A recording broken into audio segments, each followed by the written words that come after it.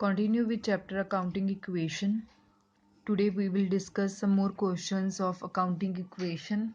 That is question number 22.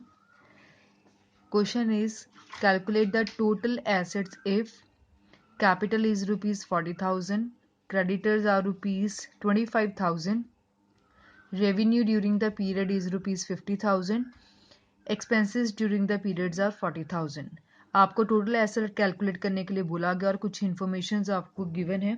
सो उससे related हम सबसे पहले अपनी अकाउंटिंग इक्वेशन लिखेंगे और हमारी अकाउंटिंग इक्वेशन होती है total assets is equals to total liabilities plus capital. अगर हम क्वेश्चन की तरफ ध्यान दें तो हमें उसके अकॉर्डिंगली थोड़ा सा फॉर्मूले में चेंज लाना पड़ेगा. मेन अकाउंटिंग इक्वेशन हमारी यही होती है. सबसे पहले आपको कैपिटल गिवन है 40,000, so capital 40,000 is given. Then creditor आपकी लाइबिलिटीज होते हैं, सो लाइबिलिटीज को मैंने लिख लिया 25,000. Then revenue and expenses is given. जब आपको क्वेश्चन में रेवेन्यू और एक्सपेंसेस गिवन हो तो मतलब आप रेवेन्यू का मतलब अपने साल में टोटल कितना पैसा अर्न किया और एक्सपेंसेस का मतलब होता है आपने टोटल कितना पैसा खर्च किया. तो अगर हम टोटल इनकम में से अपना टोटल एक्सपेंडिचर माइनस कर देंगे, एक्सपेंस माइनस कर देंगे तो हमारे पास क्या आ जाएगा? प्रॉफिट. और प्रॉफिट हमारी कैपिटल में क्या होता है? प्लस. सो टोटल लाइबिलिटीज आपको मतलब क्रेडिटर्स जो गिवन है दैट इज रुपीज 25,000. कैपिटल आपको गिवन है रुपीज 40,000. और प्रॉफिट कैसे कैलकुलेट करते हैं? जितना हमने साल में पैसा अर्न किया दैट इज रेवेन्यू, उसमें से अगर हम अपने एक्सपेंसेस को जो खर्चे हैं उसको माइनस कर देंगे तो हमारे पास क्या आ जाएगा? प्रॉफिट. सो 25,000 आपकी टोटल लाइबिलिटी, 40,000 आपकी कैपिटल और रेवेन्यू था क्वेश्चन में 50,000 और एक्सपेंसेस थे 40,000. इसको माइनस कर लेंगे. 25,000 प्लस 40,000 माइनस करके आपके पास आ गया 10,000.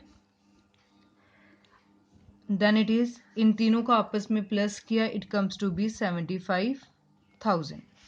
सो total assets of the company that is rupees 75,000 जो आपको कैलकुलेट करने के लिए बोला गया है. Then moving to question number 23. A part. A had a capital of 75,000 on 1st April 2018. A की कैपिटल 1st अप्रैल को थी रुपीज 75,000. जो साल की शुरू की कैपिटल होती है स्टार्टिंग में उसको हम ओपनिंग कैपिटल बोलते हैं. सो 75,000 हमारी ओपनिंग कैपिटल होगी. He had also goods amounting to rupees 15,000 which he had purchased on credit and the payment had not been made. उसने साल के दौरान 15,000 की गुड्स को परचेज किया बट उधार पे परचेज किए और अभी तक उसने उसकी पेमेंट नहीं की. तो गुड्स खरीद ली बट उधार पे खरीदी है तो कभी ना कभी तो पैसे देने पड़ेंगे. सो 15,000 क्या हो जाएगी? हमारी एक liability. Find out the value of the total assets of the business. और आपको बोला गया है कि आपने टोटल एसेट्स कंपनी की कैलकुलेट करनी है. सो अगेन अगर हम इसको सॉल्व करें तो हमारी अकाउंटिंग इक्वेशन होती है total assets is equals to total liabilities plus capital. जो उसने पैसा गुड्स उधार पे लिए हैं तो वो तो उसकी लाइबिलिटी ही बनेगी ना. सो लाइबिलिटी उसकी आ गई 15,000. कैपिटल आपको क्वेश्चन में गिवन है 75,000 और इसको प्लस कर लिया, ये हमारे पास आ गया 90,000. That is total assets of the company. It is very easy. आपको बस इक्वेशन में वैल्यू पुट करनी है and you will get the final answer. B part. After a period of 1 month he came to know that he had suffered a loss of rupees 1,700. एक महीने के बाद उसको ये पता लग गया कि हाँ उसको लॉस हो गया है रुपीज 1,700 का. ही withdrew rupees 800 for his personal use. उसने रुपीज 800 विड्रू किया अपने पर्सनल यूज के लिए जिसको हम ड्राइंग्स बोलते हैं. Find out his capital and assets of the business. और आपको बोला गया है कि आपने उसकी कैपिटल कैलकुलेट करनी है, मतलब क्लोजिंग कैपिटल कैलकुलेट करनी है क्योंकि जब प्रॉफिट लॉस हो जाता है वो तो साल के एंड में होता है. सो आपको बोला गया कि आपने उसकी क्लोजिंग कैपिटल को कैलकुलेट करना है और साथ साथ आपने एसेट्स को भी कैलकुलेट करना है। अब इस क्वेश्चन में ए और बी पार्ट आपस में रिलेटेड है, क्योंकि आफ्टर 1 मंथ लिखा गया तो यही क्वेश्चन कंटिन्यू हो रहा है आगे, जिसका ए पार्ट था। सो आपको दो चीजें कैलकुलेट करने के लिए बोला गया है, एक क्लोजिंग कैपिटल और एसेट्स। सबसे पहले हम क्लोजिंग कैपिटल लिखते हैं। सो क्लोजिंग कैपिटल कैसे होगा, ये पता होता है कि साल के शुरू में उसके पास कितनी कैपिटल थी, जिसको हम बोलते हैं opening capital.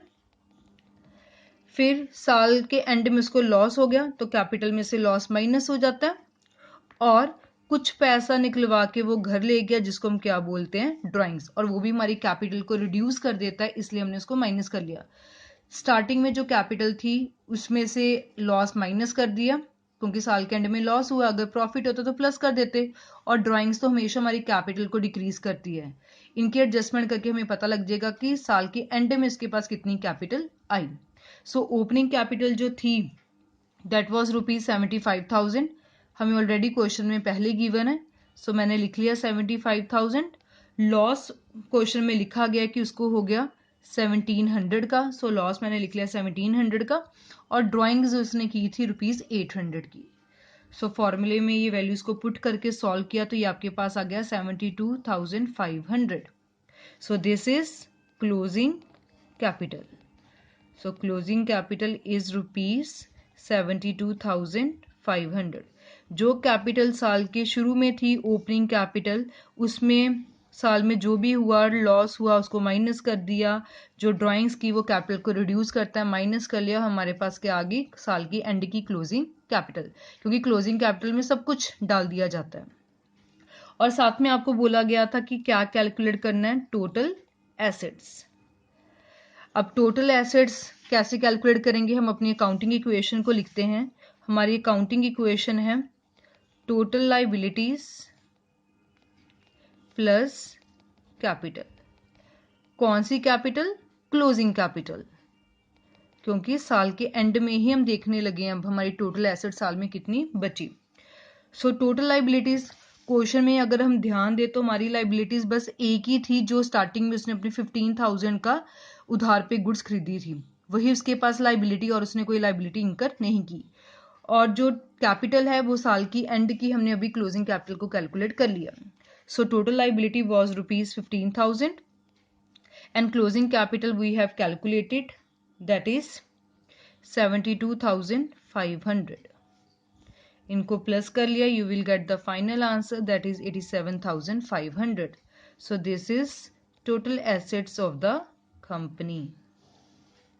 So this was about question number 22 and question number 23.